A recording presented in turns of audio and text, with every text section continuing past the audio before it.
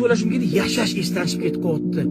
Bundoq chiqib parklarga borib, bitta kitob o'qib, farzandlar bilan bir yig'ilib, misol uchun shashila qilib, bir qanaqadir bir yashamayapti insonlar. Slishkim men bu gonka, hayot gonkasida men undan o'taman, men undan o'tishim kerak, buni qilishim kerak, kredit yopishim, yana kattasini olishim kerak. Bir-birini shapkasiga kiygizib, vohima bilan bundoq qarasa, kirib qoldim.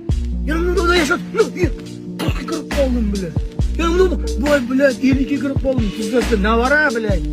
O'zi ham menimcha gemoroy orqasida bel ishlamaydi, ovqat yaxshi hazm qilmayapti. Biznes jalab, keyin o'tirib o'yladi, voy men hayotim o'zi shunaqa poygaga o'tkazib yuboribman. Birovdan o'taman debman, undan o'taman debman. Nimaga o'z halovatim uchun yashamadim deb keyin o'ylanib qolar ekansiz. Borib shunga kelar ekansiz.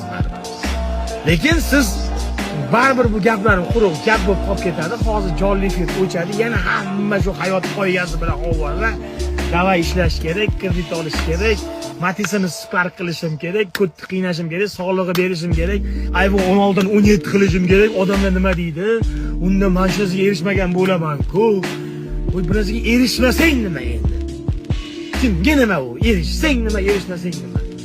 Vaqtida ota-onangning ovqatini ber, xizmatini qil, oyog'ini yuv.